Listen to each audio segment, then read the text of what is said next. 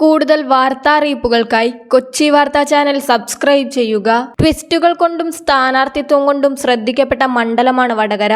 സ്ഥാനാർത്ഥികളെ പ്രഖ്യാപിക്കുന്നതിന്റെ ഏറ്റവും അവസാന ഘട്ടത്തിലാണ് ട്വിസ്റ്റുകളോടെ ഷാഫി പറമ്പിൽ വടകരയിലെത്തിയത്. എന്നാൽ യാതൊരുവിധ സംശയവുമില്ലാതെ കെ ശൈലജയെ നേരത്തെ തന്നെ LDF വടകരയിലെ സ്ഥാനാർത്ഥിയാക്കിയിരുന്നു. വടകരയുടെ മണ്ണിൽ വളർന്ന പ്രഫുൽ കൃഷ്ണ BJP സ്ഥാനാർത്ഥിയായി എത്തുകയും ചെയ്തതോടെ വടകരയിലെ രാഷ്ട്രീയ കളം ഉണർന്നു. 3 സ്ഥാനാർത്ഥികളും ശക്തമായ പ്രചരണമാണ് കാഴ്ചവെക്കുന്നത്. കച്ചകെട്ടിയിറങ്ങിയതു മുതൽ കടത്തനാടൻ കളരി വിശ്രമം എന്തെന്നറിഞ്ഞിട്ടില്ല. പോരാട്ടം കൊഴുപ്പിക്കാൻ 3 മുന്നണികൾക്കുമായി തെരുവിലിറങ്ങുന്നത് ആയിരക്കണക്കിന് പ്രവർത്തകർ. ബോംബ് സ്ഫോടനം മുതൽ വ്യാജ സൈബർ പ്രചാരണങ്ങൾ വരെ കത്തുന്ന വിവാദങ്ങളായി നിറയുമ്പോൾ ഒരു കാര്യം ഉറപ്പ്, ഇവിടുത്തെ അംഗം ഇനിയും തീപാറും.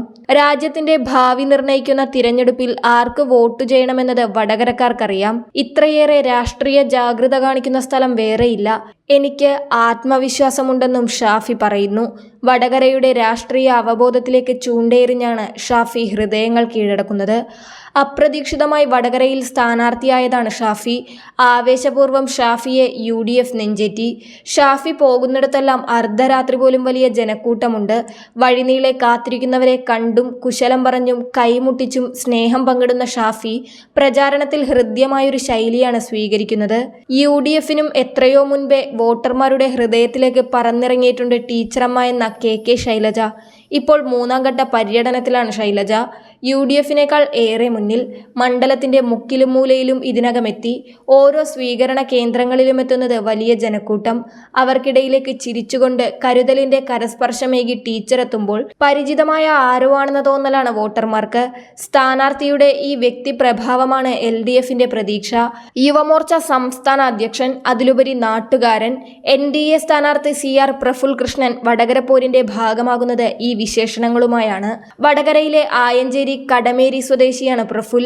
വടകര SGMSB സ്കൂളിലെ അധ്യാപകൻ.